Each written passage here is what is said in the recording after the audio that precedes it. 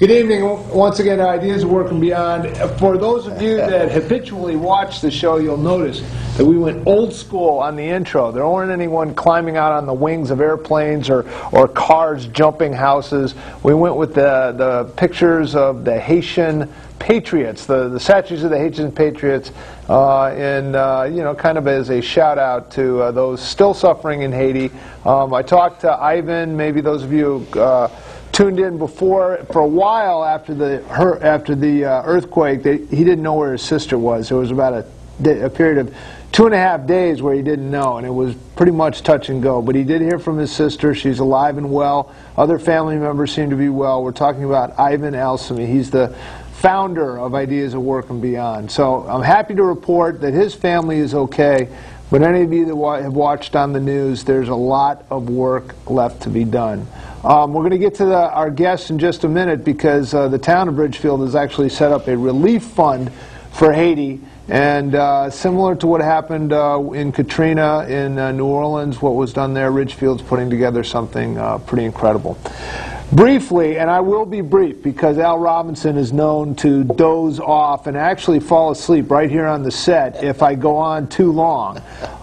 In that sense, and only in that sense, he reminds me of my wife. Only in that sense. Wow. Falling asleep while I talk. Wait till I tell her. But that is really the only comparison. But this afternoon I was watching a press conference of the newly minted Republican senator from Massachusetts, Scott Brown, and I thought it was a breath of fresh air. Scott Brown talked about the need to cut taxes, the need to unleash the private sector, and that and there and only there is where job creation will come from. On a federal level, we've spent now $1.5 trillion. That's with a T. Sometimes it gets confusing. Billions, trillions, millions, trillions of dollars, and we've yet to generate jobs. Now they'll say, well, we saved jobs. It would have been a lot worse had we not do that. That may be the case. But in this situation, Scott Brown is advocating what Ronald Reagan advocated at the beginning of the 1980s, and that is to unleash the private sector. Don't look to government to create these jobs. They're not going to create the jobs. It's going to be the private sector. So we'll see if that Republican senator, it's almost difficult to say, Republican senator from Massachusetts can lend a hand at the federal level. But without any further ado, I have a gentleman on the set this evening. I am very appreciative for him coming in. His name is First Selectman Rudy Marconi. Thank you very much for coming in. Thank you, Marty. We have a few newspaper headlines. The one of which it grieves me to put up, but the one that I think it says Rudy romps. I don't know if we have that and if we can put that up. This is a front page article when I had the audacity to decide to run against Ridgefield's favorite son, Rudy Marconi, for the position of First Selectman, because the Republicans really hadn't put anyone up in a while, so they needed a sacrificial lamb. And there I am. Rudy, you'll see the back of his head. That's me. Rudy romps. Democrats celebrate. It was if it was a fight, they would have ended it. If it was a horse, they would have shot me. It was over. Are you taking the walk of shame in there? I'm taking the walk of shame. They have this tradition in Ridgefield where the losing candidate has to schlub across wherever the heck the Cross Democrats town to the other headquarters. and shake hands. I don't know. I've been there. I've done it. Are you really? Oh, yes, sir. I don't know. John Fry explained that this is what we needed to do, so John, Yeah, it's walked tough with to him. do on that night. Yeah, it is. Not really feeling in the mood to make that walk. No, it's you kind of give it your all. So that's a little history with me and Mr. Marconi. And then another article that was on the front page of the paper more recently was Rudy announcing his candidacy for the governor of Connecticut. And so we're going to have the whole hour with Mr. Marconi. We're going to put up the studio line number if you'd like to call in and ask some questions. If they're Ridgefield residents that have questions about perhaps a pothole in front of their house that needs some attention, some issues about the budget, Mr. Marconi will be happy to answer that. But again, thanks for coming in. Well, it's nice to be here again. When did you decide that it would be a good idea to throw your hat in the ring and run for the governorship of the Nutmeg State? It started, well, During the last budget cycle that we watched the state, as you know, and being the chairman of the Board of Finance, myself as the first selectman, we struggled with our budget last year. There were a lot of tough decisions. And the interesting thing is that that was no different in any other town across the entire state of Connecticut. All 169 municipalities wrestled like we did. We also made cuts mid-year to adjust to make up for the loss of revenues.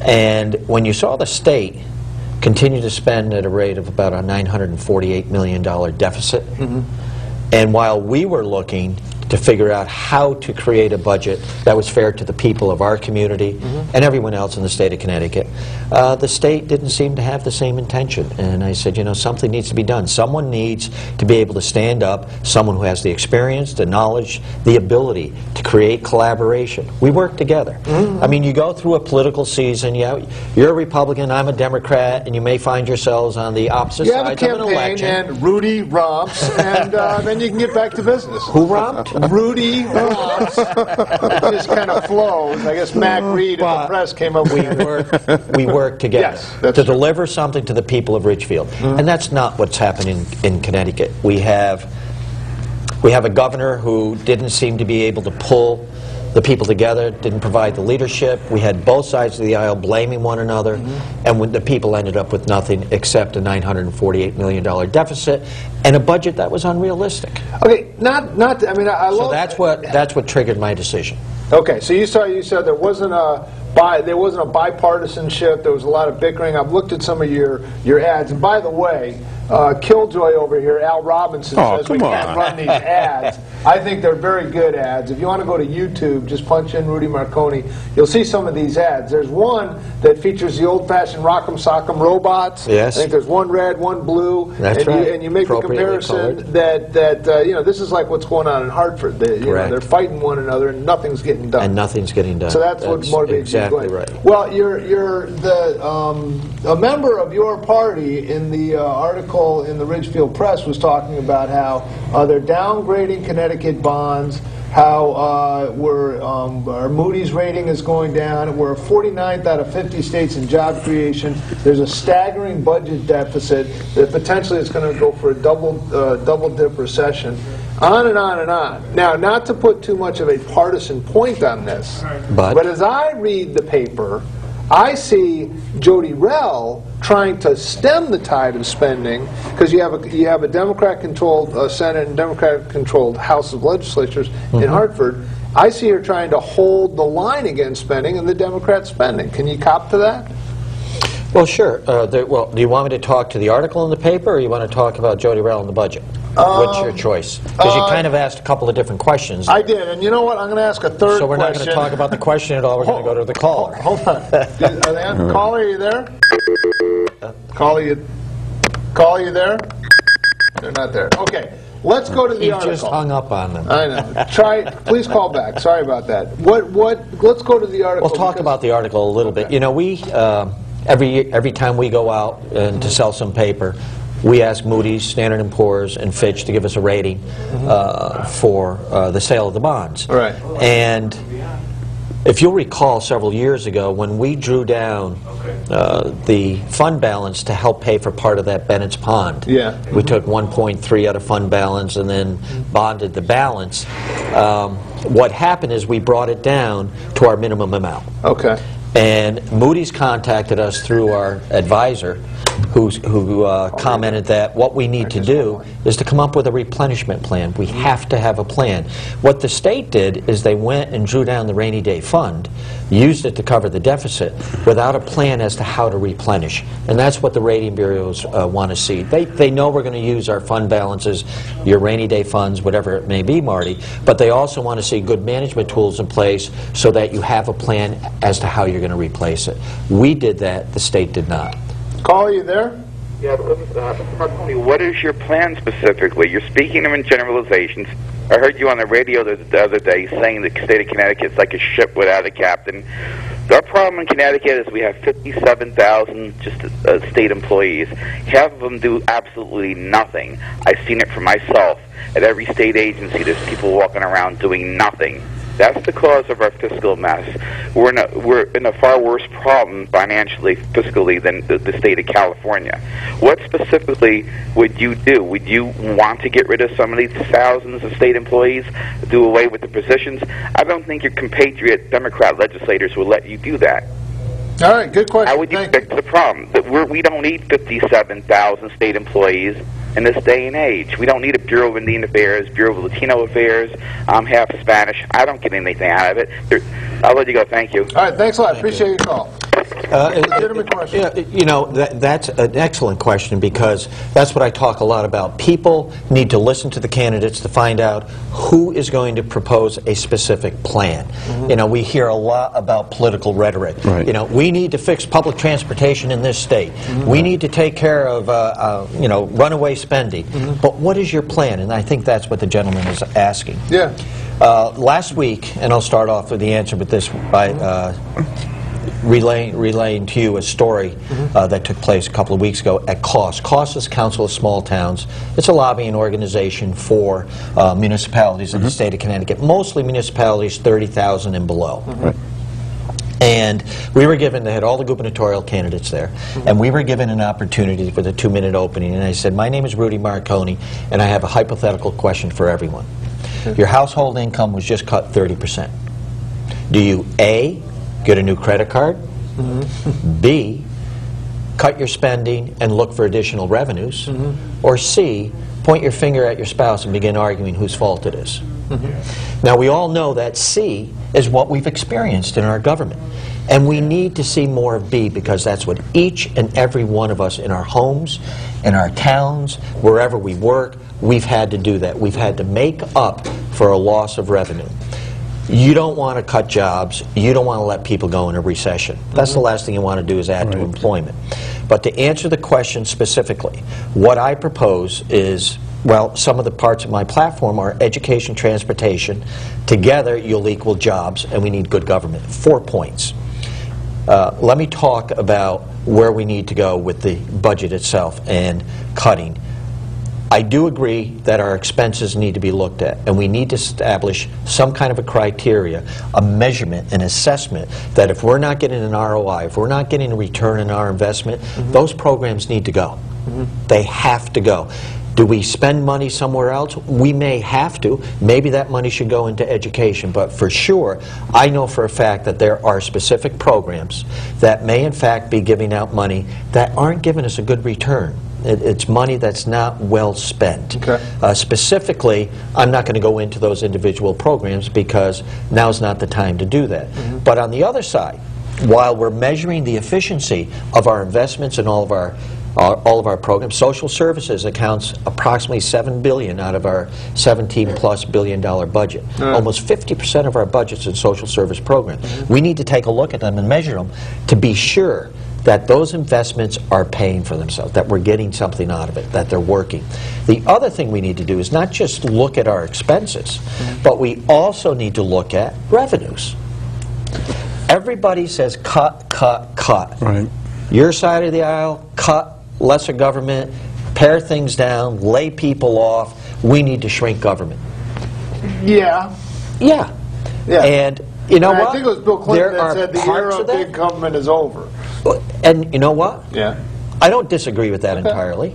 Do we need to When shrink your government in town certain areas? was faced with a $1.5 million What did we budget, do? You cut. We cut. Okay. So what's so bad about cutting? Cut's not a bad I thing. didn't say it was bad, but you need to be sure you're cutting in the right areas and you're doing what's best for the state. A scalpel, not a hatchet, as someone once Thank said. you. Okay. Thank you. You need to be sure that you're cutting programs that aren't going to affect tremendous number of people. You got to be careful of that. But on the other side, we have revenue potential too. And I've said this many, many times across the state. When the governor formed the Transportation Strategy Board, TSB, very well qualified people were put on that board.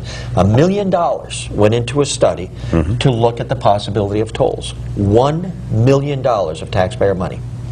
The study came back, it was presented to the governor and put on the shelf. I do not want tolls.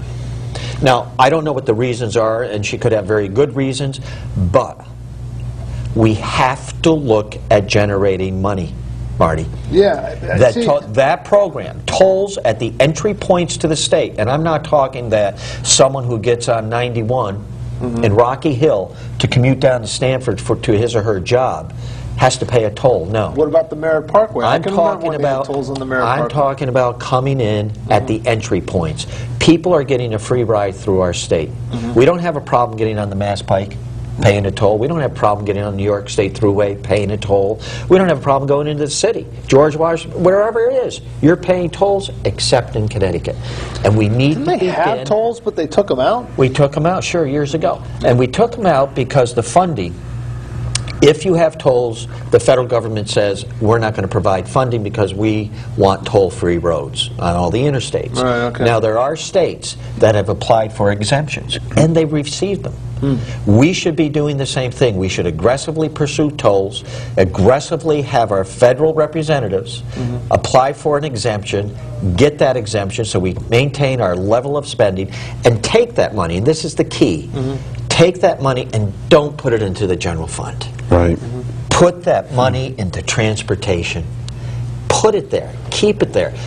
Create jobs. Start building parking garages along the New Haven line. Start putting in the rail line and the double tracking from New Haven to Springfield to open up economic development in that area, plus a transportation corridor. Put money into the branch line so that we can, the Danbury branch line, that we can take traffic from Norwalk up to New Milford and allow people who are living in those areas not to have to get on the roads, but get in public transportation that is clean and efficient, and we can fund it with those monies from tolls. $1 billion a year.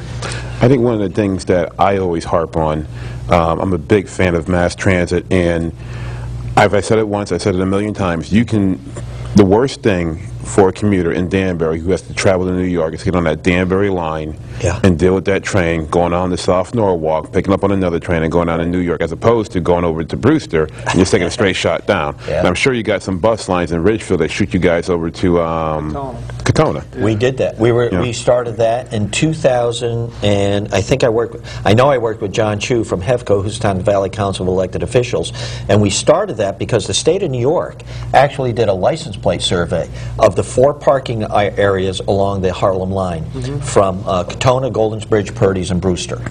And they found that Ridgefield alone averaged 65 cars in each of the lots.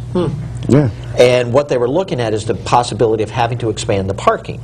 Now, they came to us, and to this day, the state of New York funds the shuttles that we run out of Richfield from Jesse Lee in the dog park, that we run over to the Katona. Now, it's not 100%. State of Connecticut does participate. But let me give you an example of how difficult the state of Connecticut can be, Al. We're having a very, very good success, especially when the price per gallon of gasoline started hitting the $4 range. People said, this is crazy, I'm going to take the shuttle. The ridership grew, and we wanted to move across the street to the Aldrich Museum, a parking lot not used during the day often, and we needed maybe 20 spots. We had a corner, talked to Harry Philbrick at the Aldrich, talked to the people at the church. Everyone was on board. The state of Connecticut came in and said this: if we're going to use the church parking lot and the Aldrich parking lot, they need to give us a certificate of insurance, insuring the state against any losses. And I said, isn't that a little backwards? The state of Connecticut is looking to lease the property from the church. If anyone should be giving anyone a certificate of insurance, it should be the state of Connecticut holding harmless the church and the Aldrich. They refused to do that, dug in and said there will be no parking lot unless we get that insurance policy. The church wouldn't do it. The Aldrich is not going to take on that kind of liability. And it fell apart. Why? Well, it seems, I mean, it's kind of this anti-business or anti-progress mentality coming out of Hartford. It is. And that's what we need to change. And I think we need someone in Hartford who has the ability to create collaboration and who has the aggressiveness to say, this is what we're going to do. and this is how we're going to do it. And you sit down, you go into the Republican caucus, you go into the Democratic caucus, and you work to pull these parties together. And so, you know, it's going to be a little give and take. See, I think the good old days for Connecticut, where Wall Street was kicking out these bonuses. I mentioned last time, I think when John Fry gave that, you know, state of the state oversight of the budget, he said that 17% of the state revenues were coming out of one town, and that was Greenwich. Yeah. And a lot of that was Wall Street. Last check was 14%. 14. So I guess it's 48% of the income tax comes out of the state revenue from income tax comes out of Fairfield County. Yeah. 14% from the city of Greenwich. Yeah, yeah. So I mean, it's big. It's not there anymore. That's what I'm saying. Here's another problem. Yeah, Did the state budget a decrease in that revenue? No. No, but that's a problem. I mean, when Connecticut was just fat and happy as a state because it seems like it was a haven for millionaires, primarily in Fairfield County, everything's fine. Well, those days are gone.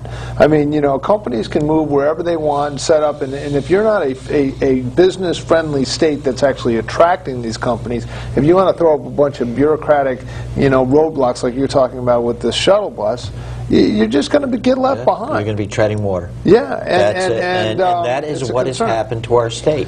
We have the wealthiest state, one of the wealthiest in the Union, and we have Hartford, our capital, that is in the top 10 list of the poorest cities in the state. Yeah. How can that be? Well, we have a dropout rate that is unbelievable in Hartford, New Haven, and Bridgeport. We are not educating our kids in the cities. We have a charter school system that's wonderful. Last week, 2 weeks ago on a Saturday, I went to a town meeting, didn't bring any campaign material, just sat there to listen to the people of New Haven talk about educating their children. Right. And one lady got up, and they have some very successful charter schools there. They've been doing a great job. Test scores are coming up, and I give credit to John DeStefano for stepping outside the box and really trying to do something to stimulate education. But a lady got up, and she said, I have one question. Why do I have to hit lotto? And they have a lottery to go to charter schools. Wow. Why do my children have to win lotto to get a good education? And she's right. They shouldn't have to win lotto to get a good education. We need to start getting focused on that because the corporations that we want here want an educated workforce. They want, and I'm not talking about Yale graduates and Wesleyan and UConn engineers. Yeah, that's great and that's important too, but we need to start getting those kids in the inner cities to finish school and to realize computer skills, literate. It is good to have a diploma and to get a job and that you can be successful. And people measure successfulness in many, many different ways. You don't necessarily have to be the wealthy, you know, stockbroker or financial services individual making $1 million bonus. Those are few and far apart. That's like becoming a professional golfer or a professional athlete. And let me bring you back. Let me bring you back to the issue of tolls, because of course we're living here in Danbury. Yes, we are. And you know, a lot of people in Danbury are not big fans of border tolls because it's going to affect a lot of commuters who are commuting in and out of Danbury.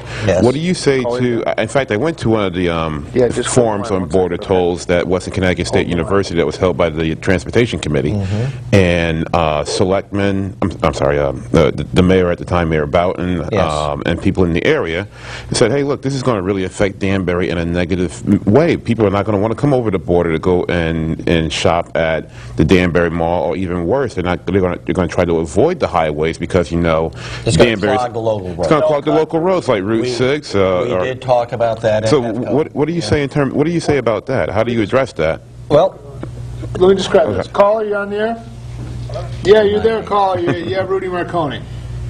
Yes, my question is, why is this public campaign financing program so important? Can you explain the program? And there's, you know, millionaires like Ed Lamont, who's got buckets of money. Why can't he spend the money that he has to run? Good question. Good question. Thank you very much. All right, we've got two questions. We've got tolls. This is going to hurt local business. And public finance. Why don't we do the tolls first? Yeah, if you can address the tolls, because I think that's a big issue, especially in Danbury. Yeah, there was no doubt. When we discussed this at HEVCO, John Chu brought it in, and there was a great deal of concern about the return of tolls to the border towns because it would, in fact, possibly generate traffic leaving the roads, cutting around the tolls, getting on Mill Plain or all the private roads. Or just going to do their shopping somewhere else. Our biggest problem worse. If you'll remember, when we were looking at the Scotticoke tribal nation and their recognition and the impact on traffic, because it would create a traffic jam at 684-84, and cars would start getting off at 35 over in Katona. Yeah, exactly. So we're very, very concerned about similar situation, right? Yeah. Tolls. When you think of tolls, what do you think of? Well, I know you're going to. I know you're going to get to the where I'm conventional going one. You're with going this. to the easy The pass conventional system. tolls with the toll booths and et cetera, et cetera. I'm talking about zero toll booths. Right. Right. Well, still, you electronic genius over here. You know that? I'm juggling a lot of resources here. Sorry. So you're talking about the easy pass system? I'm talking about more than the easy pass system. I'm talking about literally a bar that would extend over the highway. There are no tolls. You do not stop. You travel at your rate of speed, whether it's 55 they got them in Toronto. or 65, and it'll take a reading from your transponder, your Easy Pass, or whatever other form you may have in your license plate, and there are a multitude of ideas on that. And if you have nothing, it takes a picture of your license plate, and you get a bill in the mail. Now, people have said to me, oh, no one's going to pay. Good luck collecting that. Well, we have reciprocity with New York and Massachusetts. Make a right turn on red in New York City, see what happens. And don't pay the bill. Well, I don't know. I pay the bill. If you don't pay the ticket, good luck getting your license, because they are going to contact the state of Connecticut. That's what we would do. Now, are we going to have a tremendous number? I don't believe so, because most people don't like to cheat. Do we have cheaters in this world? Of course we do. And we're going to have a few deadbeats. We have it in the state income tax. I mean, people are trying to beat their way through the tax system. But I guess what I'm trying to, I'm not trying to play devil's advocate, but wouldn't it be more of a hardship on the people in Danbury who commute over to Westchester County, have to work in Westchester County, because they're going back and forth across that border a lot more than maybe your truck driver who's really ripping up the roads a lot more than your average commuter? You're looking for a job and you decide to go to New York City. Or over in the state. New York City is a good example. We have a lot of people in this Fairfield County area that are certainly employed in New York City. Do they pay any additional taxes to work in New York City? They pay New York City's tax? Right. Do they pay state of New York tax? Right. Yeah. MTA tax? Yeah. All of it. Okay. And we do nothing here. So, we need to begin looking at, and it is not a silver bullet. Right. And no matter what you come up with, you're going to have people who are going to say, it's negative, I don't like it, it's going to impact me. First person singular, I don't like it. Right. And you know what? There are going to be people that don't like tolls, that system. But until we begin generating some revenue, we may have to start cut. And then when people begin to start seeing the ECS formulas cut, which is educational cost sharing, seeing town aid road cut, seeing the Mashantucket Pequot, which is a heck of a lot right now anyway, that's already been cut. But our ECS formula is down to like 36.8%. It's horrible. We're going in the wrong direction, and we've got to stop the bleeding. Right. That's all I'm saying. And here's an opportunity to do it. Right. Are there going to be people impacted? Yes, unfortunately. But overall, it's not a bad system. And finally, what I would say to the people who live in Danbury, if you can't figure out how to take Mill Plain Road around that toll, there's something wrong if it's impacting you that badly. You have a Facebook page, right? Yes, we do. Do you have 2,500 friends on your Facebook page? 2,500? Yeah, that would be willing to give you $100 Wouldn't that be wonderful? A lot of people thought, 2,500, what's that? 2,500 people to give you $100? No big deal. It isn't easy. Yeah, that's what we're talking about. The so caller why asked about the public campaign, finance? Why public finance? Why is Rudy Marconi? I said the problem, though, is lesser-known candidates like Marconi, this is from Capital Watch, are realizing that it's very difficult to raise $250,000 in increments of $100 or less in order to qualify for public spending or public funding. And you have this great video, which is on YouTube. Apparently, some sort of SWAT team will come into the studio and shut us down if we were to show you this pithy little video. Bad. Who's calling this? Who's pulling the strings with Pinocchio puppet and everything? But how does that work? Give us a little tutorial on public finance. Public finance. Yeah. You asked when I was thinking about when did I make my mind up. I gave you an answer as to what it was that triggered my interest in pursuing this this office. Secondly, was public financing, where the state of Connecticut, and it was used the last state election. State senators, representatives, all used it. Shouldn't say they all used it. A lot of them used it, took advantage of it. So, Or you have someone like Linda McMahon that puts Well, now you're- $57 million of her own, but she raised how much? She raised less than $50,000 in 2 quarters. Oh, okay. I thought it was which is- $6,000 in the last quarter. Well, it's just, well, she's running for Senate. It's a little, well, I know. Well, but in I'm just saying, terms of the unless you're gubernatorial race, you got wealthy, and what the it Tom seems Foley, like, Ned Lamont. like a Tom Foley, for example. you have which I Tom was- Foley, you have Ned Lamont, each Yeah. side of the aisle. Tom a Republican, Ned a Democrat. Both very nice men. Yeah. They're very, very nice people. I don't have anything negative to say about them, but Right. you know, when we were at the cost gubernatorial debate where questions were asked, the first question, they did a series of questions, but Tom had to answer the question about public finance. Right. How do you feel about public finance? And his response was that it's ridiculous. The people, the taxpayers of this state, should not be paying, That's what Tom said. this is what Tom said, Okay. should not be paying Tom Foley. for Former a campaign. ambassador to Ireland. Yes. I've been to his house. It's ridiculous. Nice house. I'm sure. He should He's got a count very the nice spoons house. after we left. He said, no way, if you can't raise the money, get out of the race. You don't belong in the race. I took the microphone and I said, that's very nice, I appreciate what you're saying, and if I had the ability to cut myself a check for $2 million to get my campaign jump-started, I may be saying the same thing as you. But not many people are, and what our society is doing is becoming a This is the man, political... ladies and gentlemen, that mows his own grass. I've seen it. I've seen it with my own eyes. He doesn't have a nice riding mower, but yet, you know, he's mowing his own grass. Sorry, go ahead. You have seen me. Yeah. Even stopped by to chat. But what I'm saying is that should our public offices be for sale? And I Or should it truly just be a rich and man's honest- game? And it shouldn't be. We have so many people in our country, in our state, in our towns that are qualified people, and they're discouraged from participation because they're made to feel that they're lesser. They don't have the money, therefore money's equated with intelligence, therefore I don't belong in that arena.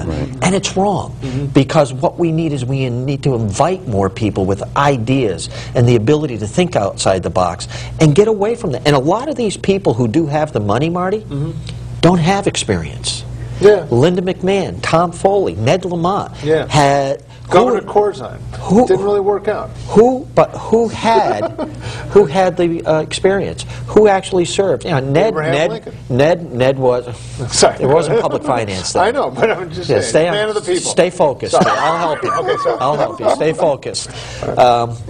What we're talking about is our offices shouldn't be for sale. I don't think our Capitol's for sale. I don't think the governor's mansion is for sale. I don't think the U.S. Senate seat should be for sale. There should be a limit as to what can be spent, period. Okay, now, that said, that's all well and good. You still got quite a wall to jump over here. You got to raise $250,000. Do you mind me asking how you're doing so far? Yeah, we're at about 60,000 at this point. Okay, and I mean, Our first reporting period, we raised $54,000. Okay. And that is from middle to the end of October through December 31st. okay, so I mean, if you don't get to $250,000, can you not run? Is that what it comes down to? Well, unless I have friends like you who are willing to help finance me. Well, I checked my Facebook page. I have 134 people on it, and pretty much None of them are going to the give you net worth $100. of all of them combined, you know, might buy you a new car, but that's about it. But seriously, the $100 denomination or less is tough. it's tough. It's Yeah. very, very difficult. And it forces you to get out there across the state, and it's a good, it's tough, but it's a good, I think, design in that it forces you to get statewide support. Yeah. Support outside of your little town. Right. And I'll be the first one to support this. If the state taxpayers are going to finance a political campaign, Yeah. you want to be sure you have legitimate people So- who have an interest and an ability to get elected. Okay, so if you can get to the 250, then what does the state kick in for your campaign? So, okay, once you achieve, and your target is timeline is the state conventions, which will take place for both parties May 21st, which is a Friday, and then the 22nd are the main. The Republicans are meeting at the This is the convention center? The convention center, and the Democrats are at the Expo Center, yeah. just north of Hartford, Right. and both on the same weekend. That'd be exciting. Both those conventions. There's a lot of seats. It's a wide open field. I mean, the governor, the Senate, the you AG. have the same thing. Mark Fountain just got into the gubernatorial race here in Danbury. Real late for him, though. It is late. It's a lot of money he's got to raise. He's got to, work it hard. Well, not easy. And also, name recognition around the state. You have to spend. I have literally, when I haven't had meetings, every night. You know, you leave the office. I leave 4:30, 5 o'clock. In my wife's car, or someone's driving me, because I don't use the town car, and I don't, I've got a different phone, not using the Town of Richfield phone any longer, but you're constantly putting your face out there in front of the various town committees all over this state to let them know who you are and what your platform's all about, and to get to know you as a person. That's the first thing you need to do. Then you need to follow up, and hopefully you've made a couple of friends that are willing to give you $50, 75, maybe that $100 bill. So it's a lot of work. And as Al was just saying, it's going to be. Mark is not doing public finance, by the way. I don't believe he is. I thought he said he was. What? If he announced, did he announce that he is a candidate for governor? Yes, he did. He's not doing If you announce your candidacy for governor, it precludes you from participating in public finance. Because I am literally allowed to say I am exploring a candidacy for governor. And until I achieve that $250,000, I remain an explorer. Now, if I come out of the convention getting the requisite 15% delegates, and you make it into a primary, I can still continue to raise the money for as long as I want. But don't forget, the primary, I think, is August. Is there any part of this that you... Second week in August? 10th. Is there any part of this fundraising component of it that is enjoyable, or is it a bit of a grind? I mean, it sounds like you have these great visions, you want to put in tolls, you want to work in a bipartisan manner, you want to make the state friendly for business, and that's all wonderful. But the grind it out, trying to raise the money, is that part of it a bit of a grind? Well, I wouldn't call it a bit of a grind. You recognize it right up front as something that you have to achieve, and you have to have the willingness to be able to get into that grind and really work hard to do it. Are there tough times? Absolutely. Sure, of course there are. Do you get exhausted? Unquestionably. I mean, Friday night or Saturday night, I'm not going anywhere, and it's on the couch, and the response from my wife is, if you were speaking to a group of people, you would be awake right now. So what are we doing tonight? Where are we going? The thought is, one night to sit in that chair and maybe catch a few Z's. But she's right, that's very, very important also to maintain that family relationship. But she's behind me 100%, is working very hard, and it's exciting. It is great. It is fun.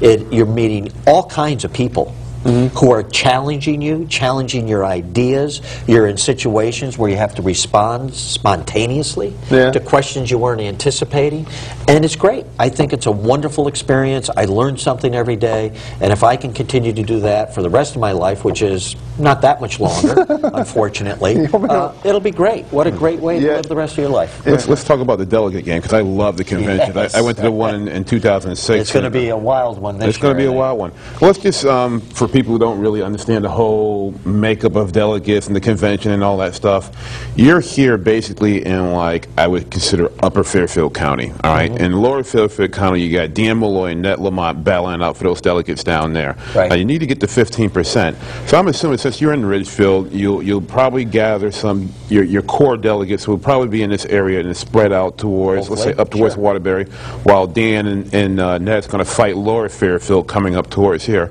To make a long story short, how do you... I know candidates. Candidates get a feel about how many delegates they have right now, how many are committed, how many are on the fence. How is it working out for you right now? Do you feel confident that you're going to reach that 15% by the time you get to the convention? I will tell you that we got a huge boost when Susan Bysowitz pulled out of the race and decided to run for Attorney General. That changed the whole game.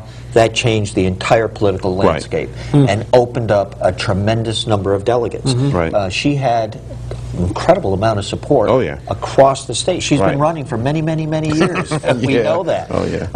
And she had a lot of support, and when she decided, for example, Middletown, her hometown, when I called to visit, because who knows? You're going to visit, you know, whether it's Stamford or Middletown, Stamford with them. You call and see if you can get in front of that committee. Sure, you know, and Middletown said, well, you know, we'll call you back. Obviously, they didn't have any reason for me to be there. Susan was running. They have since called back and said, we would like you to come to a candidate's night. So it's opened the field. With respect to the delegates, and that's interesting because people don't really understand the inside baseball of what goes on at those, and both sides of the aisle. It's the same thing. It's high drama. Remember when Gary Frank got the nomination? Remember Gary Frank? You know, I mean, he was not the front runner, but he was like, he just kept on getting, hey, if you're first guy, can I get second position? Can I get second position? All of a sudden, the front guy dropped out. He picked up and you never know. 6 months in politics is a lifetime. But getting back to the delegates, each party has 1,800 to 2,000 delegates. It's a lot of delegates. You need to get 15%. So let's say it's 2,000. It's easy math. 300 people as delegates. That doesn't sound like a lot either. Like the 2,500 people at $100. That's a lot of votes. It's on your Facebook votes. Right. When you're up against as many candidates as we are, you have to come up with a strategy.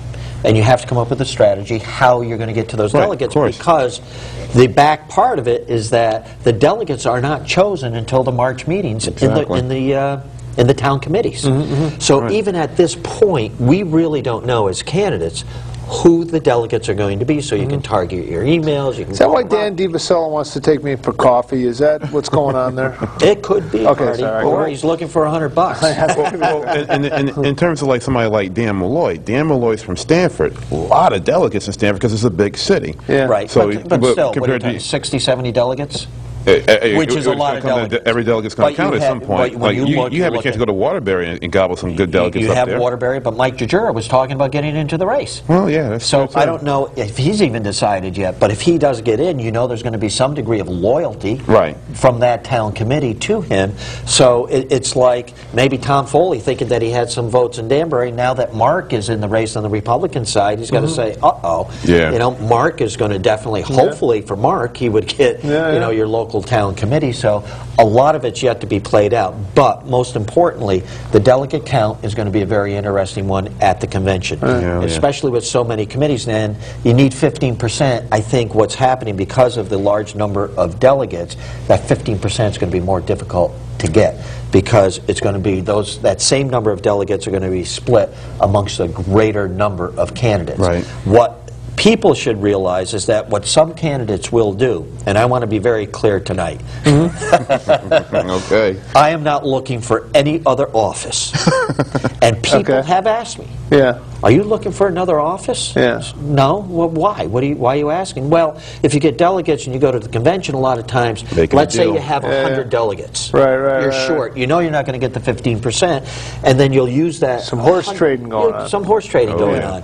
And I said, no, I have no interest in being any other thing in Hartford other than at the Capitol, other than the governor. That's the job I want to do. And so I think you're seeing a little bit of that going on with some of these other candidates. And when you get to the convention, some of that wheeling, dealing, the horse trading is going to start. On the floor. And you begin seeing people, and that all happens at this convention. At the convention in May. In May. And what's interesting, the candidates that eventually make it out of there into a primary, that the people will then decide. The Democrats will pick their leader out of the primary. The Republicans will do the same if there's a primary. The people really have had nothing to do with the actual candidates that are presented at the primary. It's by the respective town committees in each party. And that's what you're given. Okay. We've got about 15 minutes left. Let's talk a little local politics, local Ridgefield. We talked a little bit about this fund that they set up for Haiti. Yes, Ridgefield Responds Haiti. Okay, so what's the email site that we... Die Masters, if you would call, several years ago with the Katrina unfortunate situation with the hurricane in New Orleans, set up Ridgefield Responds, did a wonderful job in collecting everything from A to Z that we sent down there to Pass Christian, a little community outside of New Orleans, helping people the little bit we could from Richfield, Connecticut. Well, the same effort is now being made, and we have two people, husband and wife, Jonathan and Isabel Chase. John Chase, who teaches tennis in town with the Parks and Rec Commission, and they are wonderful people who are devoting a tremendous amount of hours to helping raise money and goods for a village in Haiti on the southern coast called Jacmel, J-A-C-M-E-L. And that's becoming the target. That is becoming our contact. So same idea, adopting a village about same idea. The issue is that we can't get someone to volunteer a tractor trailer and drive to Haiti. Obviously there are a few problems with that route. So you need to figure out transportation either from here to Florida, load into a ship, planes, however it's going to happen, being sure it gets to Haiti, being sure it gets delivered to the destination you need it to go to, because it is a pretty serious situation. And what's the time frame that this shipment is ideally going to go?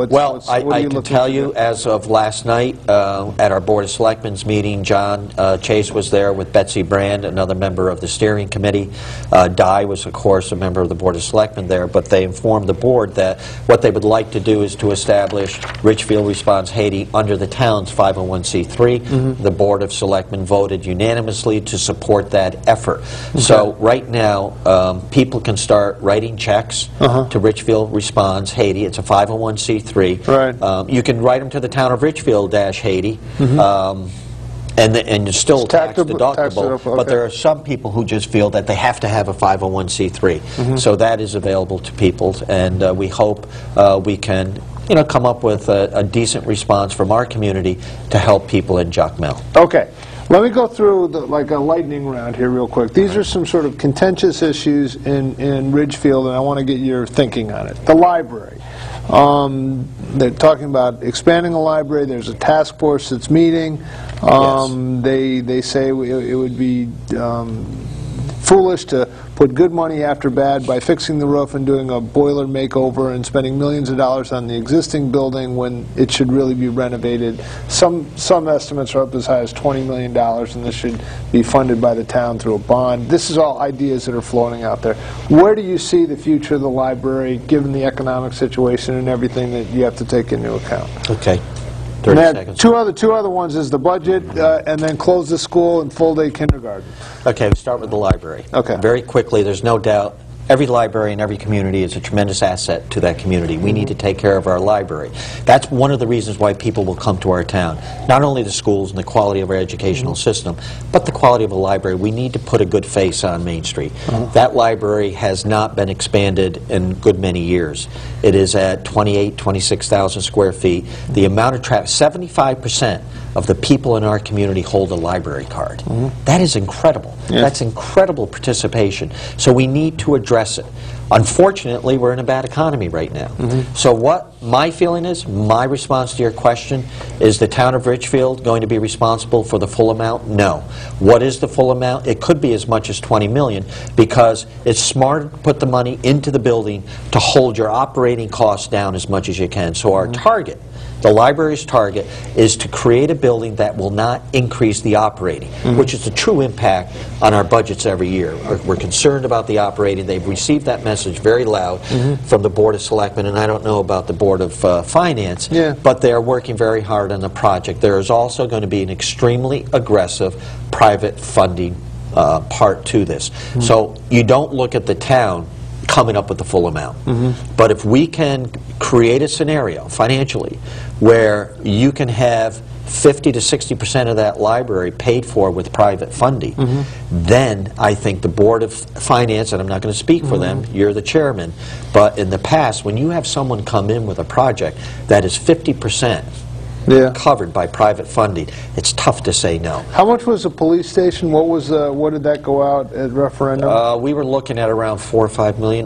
Did it go to the referendum? Yes, it did. It did. And it got voted down 3 to 1. Yeah. It went down. So I mean, it's you know. Well, let me talk a little bit about and that's when that was 3-4 years ago when the economy wasn't quite as bad. You know, the landscape out there is changing. How we deal with our services, we're hearing a lot about regionalization. Everyone has to regionalize.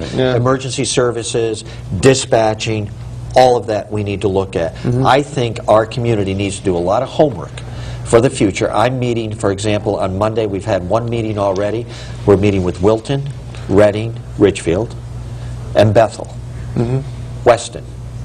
4 towns, 5 towns. Right. We're meeting with to talk about how we can begin looking at services like centralized dispatching. So if we don't need a dispatching center to be the state of the art, do we need to do work on ours? Of course we do. Yeah. But if we don't need that centralized dispatching, and we can begin to centralize in one location to the reduction of what it cost us in '04, $200,000 to put on EMDs, and it's going to cost us $50,000 probably, but we're going to save some money. We need to look at those functions of our community that we can regionalize, and this is one of the areas. And until we figure out where we're going, we don't want to spend money on a police headquarters or a fire headquarters. Okay, so what you're saying is that that was voted down 3-1 just because people thought it through and said, no, now's not the time to Well, don't spend money forget, on the... that was at a time when we didn't even know where our economy was going. A lot of people didn't know the extent of their losses, their personal income, their Yeah, their but that investments. wasn't in 2008. That was like 2007. Yeah, but times were not good. All right.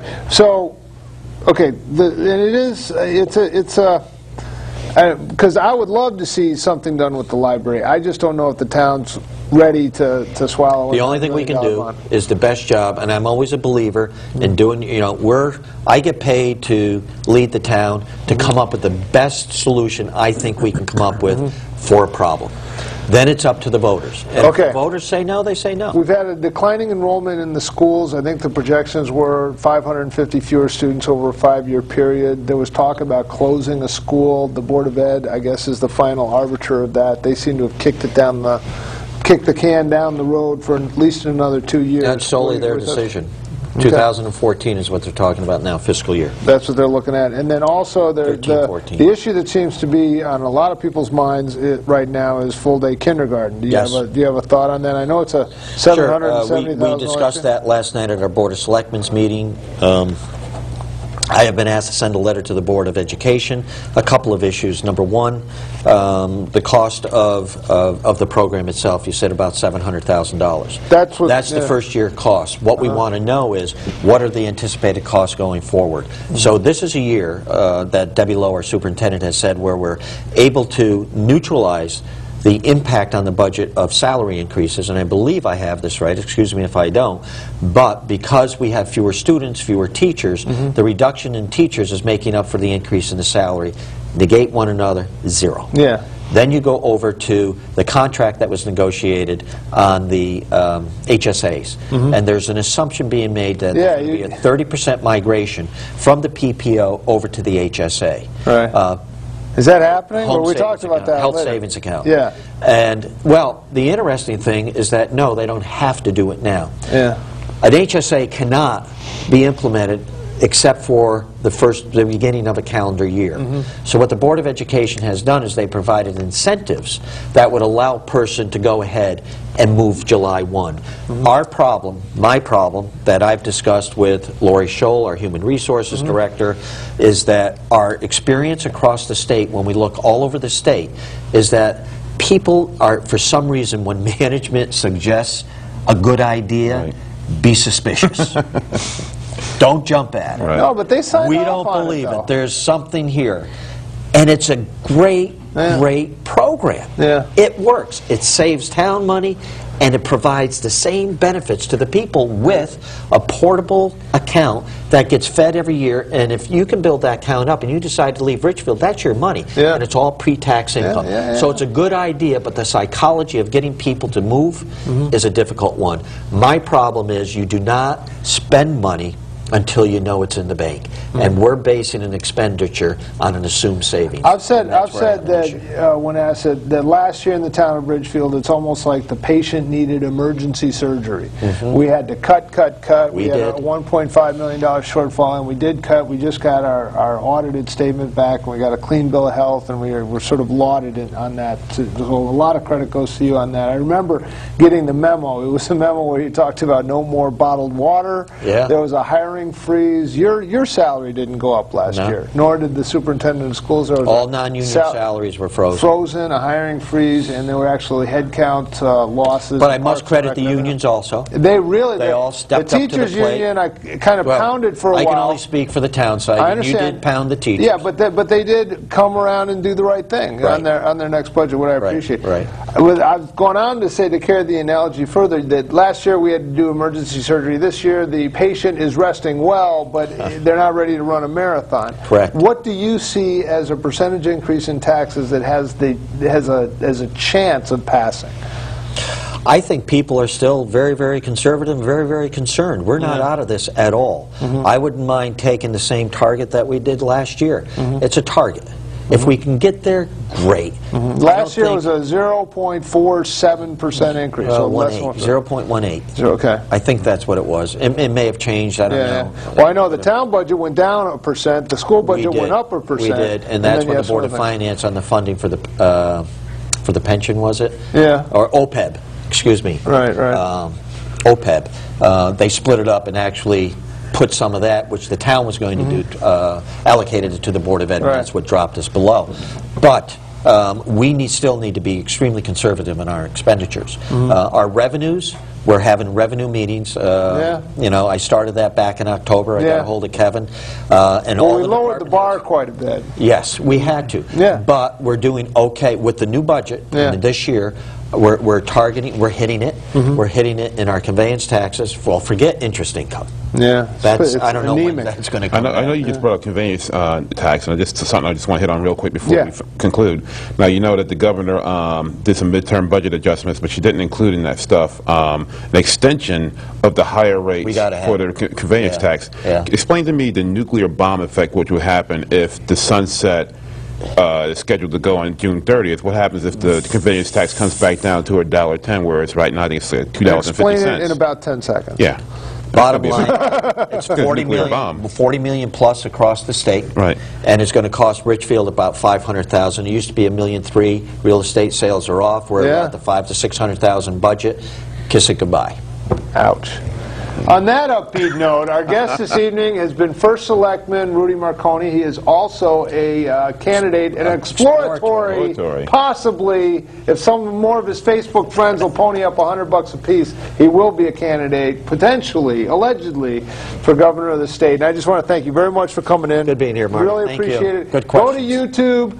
Check out some of these rather clever ads. They're very good. The website is Rudy Marconi, RUDYMARCONI.com. Go there and learn everything you ever wanted to know about Rudy Marconi and see what he has to say. So thanks a lot. Next week we'll be right back here. We're having Dan DiBasella on, who is also, he is running for the United States Congress, so you won't want to miss that. Thanks for joining us. Give some money for Haiti relief in the name of Ivan Alsamy. Thanks a lot, and we'll see you next week.